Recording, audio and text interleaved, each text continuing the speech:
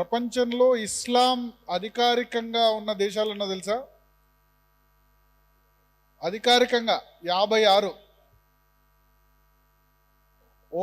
OIC అని ఉంది. OIC అంటే ఆర్గనైజేషన్ ఫర్ ఇస్లామిక్ కంట్రీస్ అని.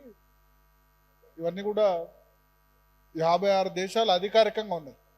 క్రిస్టియన్ మతం అధికారికంగా ఉన్న కంట్రీస్ చాలా ఉన్నాయి.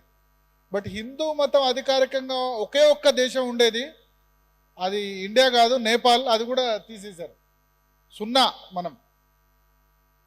సో నా ఉద్దేశం ఏంటంటే హిందూ మతం అధికారిక మతం ఎందుకు కాకూడదు? 56 ఇస్లామిక్ దేశాలు ఉన్నప్పుడు హిందూ మత అధికారిక మతం భారతదేశానికి ఎందుకు ఉండకూడదు? ఆ ఇస్లామిక్ కంట్రీస్లో ఇప్పుడు యునైటెడ్ అరబ్ ఎమిరేట్స్లో హిందూస్ ఉంటారు, క్రిస్టియన్స్ ఉంటారు, అందరూ ఉంటారు. ఇక్కడ కూడా ఉండొచ్చు. ఇక్కడ 20 కోట్ల మంది ముస్లిమ్స్ ఉంటే వాళ్ళందరినీ, ప్రపంచంలో ముస్లిం జనాభా అత్యధికంగా ఉన్న దేశాల్లో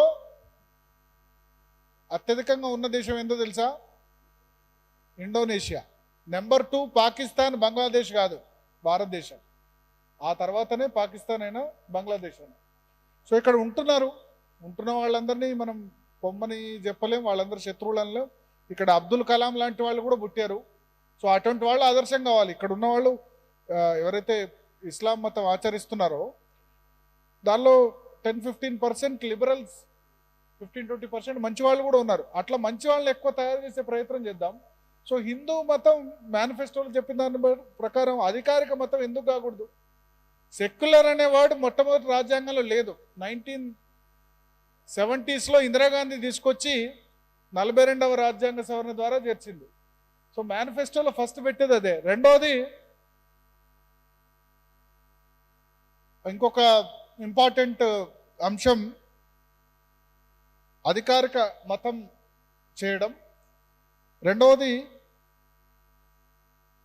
మత మార్పిడులకు సంబంధించి రాష్ట్ర వ్యాప్తంగా నిషేధ చట్టం ఉంది. దేశవ్యాప్తంగా ఎందుకు మత మార్పిడులు, ఎక్కడున్న వాళ్ళు అక్కడే అని నిషేధం ఎందుకు విధించకూడదు?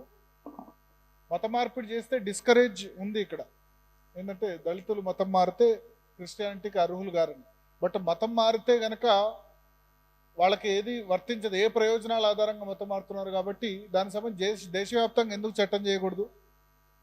మూడవది, ఎల్వి సుబ్రహ్మణ్యం గారు ఇంతకుముందు చెప్పారు, దేవాలయాలకి రాజకీయాల నుంచి విముక్తి. నా ఉద్దేశంలో ఏం చేయాలంటే దేవాలయాల పాలక మండళ్ళు ఏవైతే ఉన్నాయో ఆ పాలక మండల్లో పూర్తిగా భక్తులు మాత్రమే ఉండాలి. రాజకీయ పార్టీ సభ్యత్వం ఉంటే గనక, పొలిటికల్ పార్టీ మెంబర్షిప్ ఉంటే పాలక మండలిలో సభ్యత్వానికి అర్హులు గారన్న ఒక చట్టం తీసుకొస్తే అయిపోతుంది, సింపుల్. పొలిటికల్ పార్టీ మెంబర్ అయితే చాలు, క్రియాశీల మెంబర్ కాదు. ప్రైమరీ మెంబర్షిప్ ఉన్నా సరే they are not eligible for దేవాలయాల పాలక మండలి. అప్పుడు చూడండి మీరు, డెఫినెట్గా భక్తులే వస్తారు. తిరుమల తిరుపతి దేవస్థానం అంటే వాళ్ళు టీటీడీ అనేసరికి హాట్ కేక్ దానికోసం, లేకపోతే వేరే టెంపుల్స్ అయినా. సో ప్రతి దేవాలయాల పాలక మండలిలో రాజకీయ పార్టీతో సభ్యత్వం ఉంటే గనక ఎలిజిబుల్ కాదు, కేవలం భక్తులు మాత్రమే ఎలిజిబుల్ అంటే డెఫినెట్గా దేవాలయాలు మారుతాయి. అది ఖచ్చితంగా మేనిఫెస్టోలో పెట్టాలి. అప్పుడు ఖచ్చితంగా ఈ పరిస్థితి మారుతుంది.